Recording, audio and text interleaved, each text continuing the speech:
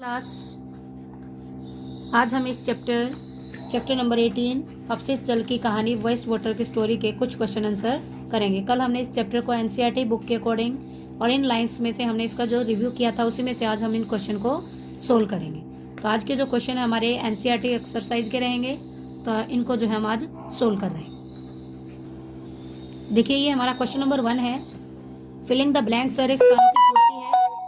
तो जल को स्वच्छ करना किस चीज को दूर करने का प्रक्रम है, यानी हमने पोल्यूटेंट को क्या करना है, यहाँ से रिमूव करना है। और घरों द्वारा निर्मित किए जाने वाले जो अपशिष्ट जल होते हैं, यानी हमारे घरों से निकलने वाला जो होता है जल, उसको हमने क्या बोला था कल, सीवेज वाटर।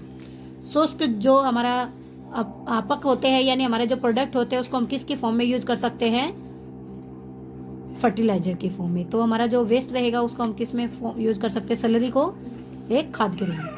नालिया खालिस्तान जो है हमारे खालिस्तान यानी फिलिंग द ब्लैंक्स के अकॉर्डिंग हम यहाँ पे अवरुद्ध हो जाते हैं, किसकी वजह से, प्लास्टिक के लिफाफों की वजह से। रसोई के अकॉर्डिंग जो है हमारे क्या हो जाती है, अवरुद्ध। ठीक है। उसके बाद क्वेश्चन नंबर 2 है, वाहित मल क्या है, अनुच्चारित जो मल नदियों और समुद्रों से विसर्जित करना हानिकारक क्यों होता है, समझाइए। कल हमने देखिए इसके कंसेप्ट किए थे कितनी अच्छी तरह।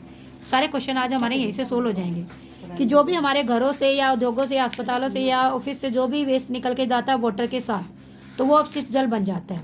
और जैसे ही अपशिष्ट जल हमारा जो बन जाता है तो इसके अंदर डिफरेंट टाइप के पोल्यूटेंट होते हैं, संदूषक होते हैं, जिसको हम जल स्रोतों के अकॉर्डिंग जो है शुद्ध करके उसको जल में मिला के जो है क्या कर देते हैं, पोल्यूट। यानी एक वाटर जो है रिवर का प्योर होता है, उसके अंदर यदि फैक्ट्री से निकलने वाला जो पोल्यूटेंट वो ऐड हो जाए तो क्या बन जाएगा, पोल्यूटेड हो जाएगा। तो हम क्या करते हैं, अपने अनेक प्रकार के जो जल होते हैं उन्हीं को हानि पहुंचा रहे हैं और उसमें रहने वाले जीवो यानी ऑर्गेनिज्म को भी वहां पे हार्म कर रहे हैं। क्वेश्चन नंबर 3 पर्सन नंबर 3 है, क्या कह रहा है, तेल और वसाओं को नाली में क्यों नहीं बहाना चाहिए, समझाइए। देखिए हमने कल बोला था ऑयल स्पिल।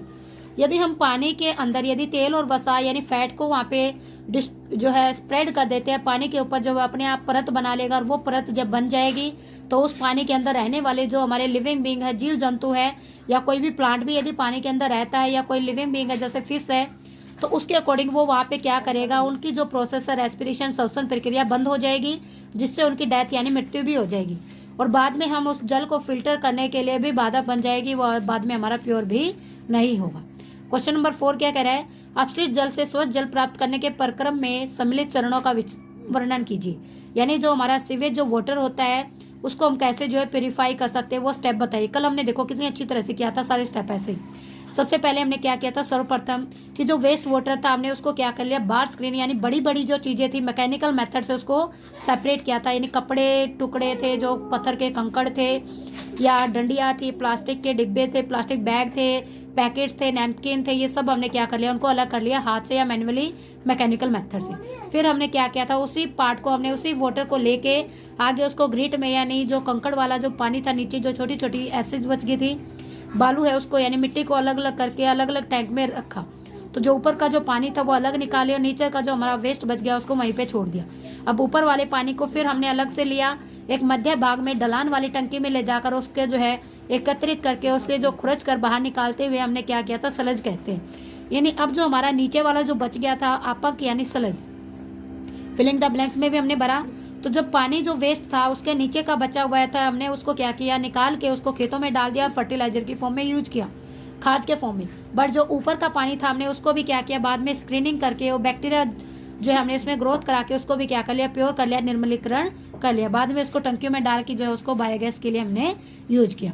प्राप्त जो जल था हमारा, जो हमें वाटर मिला, अब उसको जो हमने एरोबिक बैक्टीरिया डाल के यानी वायवीय जो जीवाणु होते हैं जो ऑक्सीजन की प्रेजेंस में सांस लेते हैं, उनको डाल के उस वाटर को क्या कर लिया, प्योरीफाई कर दिया, उसमें से इम्प्योरिटी को जो है रिमूव कर दिया। और बाद में जीवाणु नाशन जो हमारा यानी क्लोरीन की जो टैबलेट होती है वो डाल के उसको पानी को एबल टू ड्रिंक हमने बना लिया, योग्य बना लिया। क्वेश्चन नंबर 5 क्या कह रहा है, सैलरी क्या होती है, समझाइए कैसे उपचारित किया जाता है। देखिए अभी हमने यहाँ पे पढ़ाई कि जब हमने वाटर को प्योर करना किया तो उसमें से जो सॉलिड वेस्ट था वो हमने निकाल दिया, ठोस अपशिष्ट को निकाल दिया, और जो नीचे जो हमारा सॉलिड बच गया उसी को हमने निकाल के अलग से जो है बैक्टीरिया से डिकम्पोज कराया, अपघटित कराया, और बाद में उसी को हमने खाद की फॉर्म में, फर्टिलाइजर की फॉर्म में हमने फील्ड में कृषि को उपजाऊ करने के लिए हमने क्या कर दिया, एग्रीकल्चर में उसको यूज कर लिया। यही होते हैं हमारे आपक यानी सैलरी, और ऐसे ही हम इसको निकालते हैं। क्वेश्चन नंबर 6 क्या कह रहा है, अनुचारित मानव मल एक स्वास्थ्य संकट है, समझाइए। देखिए कल हमने कितना अच्छे तरह से डील किया था। अनुचारित मानव जल क्या होता है कि हम जब घर में जो भी चीज यूज करते हैं उससे निकलने वाला जो वेस्ट वाटर होता है तो ह्यूमन बींग के लिए एक्सक्रीट जो प्रोडक्ट है जैसे यूरिन के फॉर्म में, फिसेस के फॉर्म में, तो ये हमारे द्वारा इतना बड़ा जो प्रॉब्लम बन जाता है कि जहाँ जहाँ जल इकट्ठा होता है, वायु और हमारा जो सोयल है, तीनों को ये पोल्यूट करता है। और जितना भी पोल्यूटेड हमारा वाटर होता है, यदि उसको कोई ड्रिंक कर ले तो डिफरेंट टाइप की डिजीज जैसे हैजा है, टाइफाइड है, पीलिया है, क्लोरा है, और साथ में कहें तो हमारे अलग अलग जो डिजीज है वहाँ पे हो जाती हैं। और कई बार तो ये इतने ज़्यादा डेंजरस हो जाते हैं कि रोग का जो कारण है हमारे जल के साथ हमारी बॉडी में आके पूरी बॉडी को ही डिस्ट्रॉय करके हमें डेथ तक भी ले जा सकता है। उसके बाद हमारा क्वेश्चन नंबर 7 है, तो जल को रोगाणुनाशक जो है रहित हम करेंगे तो रोगाणुनाशक से करेंगे, यानी रोग मुक्त करने के लिए हमें 2 रसायन के नाम बताने हैं। अभी देखिए, एक तो मैंने बोला ही था क्लोरीन की टैबलेट, और साथ में ओजोन गैस। जो आप देखते हो कि हमारे जो आरओ वगैरह होते हैं उसमें जो व्हाइट कलर का जो बॉक्स होता है उसमें जो गैस होती है वो ओजोन के अकॉर्डिंग में हम वहाँ पे पॉइंट कर सकते हैं। क्वेश्चन नंबर 8 है, अपशिष्ट जल जो वेस्ट वाटर होता है उसको कैसे हम सलाखों छन्नियों के अकॉर्डिंग काम करते हैं। अभी देखिए, हमने बोला था कि जो फिल्टर करेंगे तो फिल्टर के लिए हमें वहाँ पे छलनी का यूज करना पड़ेगा, यानी बड़े बड़े फिल्टर होते हैं जिसमें एक जो मेटल की वायर होती है उसके अंदर जो है छोटे छोटे जो पोर होते हैं, छेद होते हैं, उनसे हम ये सारी बड़ी बड़ी जो चीज़ें लार्ज जो पार्टिकल होते हैं, क्लोथ्स की जो रेसेज है या आपके जो प्लास्टिक के पैकेट है, नैपकिन है, घास फूस है, वो सारे अलग अलग करना ही क्या होता है, सलाखे छन्ने का जो है वर्क किया जाता है। यानी जो क्वेश्चन है कि जो हमारे जो फिल्टर है उनका क्या काम है, फिल्टर करना ही है। स्वच्छता और रोग के बीच क्या संबंध है? देखिए, स्वच्छता का सिंपल सा वर्ड है कि जब हम किसी चीज़ को हम प्योर करने की कोशिश करते हैं, हम साफ स्वच्छ होते हैं, तो वो क्या होता है, स्वच्छता। बट हमारी बॉडी यदि हेल्दी है तो वो स्वच्छ में काउंट होती है सैनिटाइजेशन। बट हमारी बॉडी के अंदर कोई रोग लग जाए तो वो क्या है, एक दूसरा पहलू। यानी जब तक हमारी बॉडी साफ स्वच्छ है तो वो स्वच्छता है, बट उसमें कोई रोग लग जाए तो वो क्या बन जाएगी, रोग। तो ये दोनों एक दूसरे के उल्टे हैं। हमारी बॉडी साफ है तो हम स्वच्छ है, और यदि रोग आ जाए तो वो रोगाणु बन जाती है। जब तक हमारी बॉडी स्वच्छ रहेगी, साफ रहेगी, सैनिटाइज होगी, तो कोई भी डिजीज वहाँ पे नहीं आएगी। बट जैसे ही हमारी सैनिटाइजेशन हटेगी तो हमारी बॉडी के अंदर यदि डर्टी पॉइंट आ जाएगा तो डिजीज भी अपने आप आ जाती हैं, और जितने ज़्यादा डर्टी पॉइंट होगा डिजीज उतनी ज़्यादा वहाँ पे आएंगी। यानी सिंपल से लैंग्वेज में कहें, एक डिजीज पर्सन जो है स्वस्थ पर्सन नहीं हो सकता, वो प्रॉपर सैनिटाइज नहीं होता। यानी कहें तो रोगों को दूर रखना, डिजीज से प्रोटेक्ट होना, तो हमें सैनिटाइज करना ही पड़ेगा, पर्सनल जो है हाइजीन वहाँ पे रखनी होगी। तो डिजीज और हाइजीन एक दूसरे के क्या है, अपोजिट है, बट एक दूसरे में रिलेशन है। एक चीज़ है तो दूसरी उसके अपोजिट रहेगी।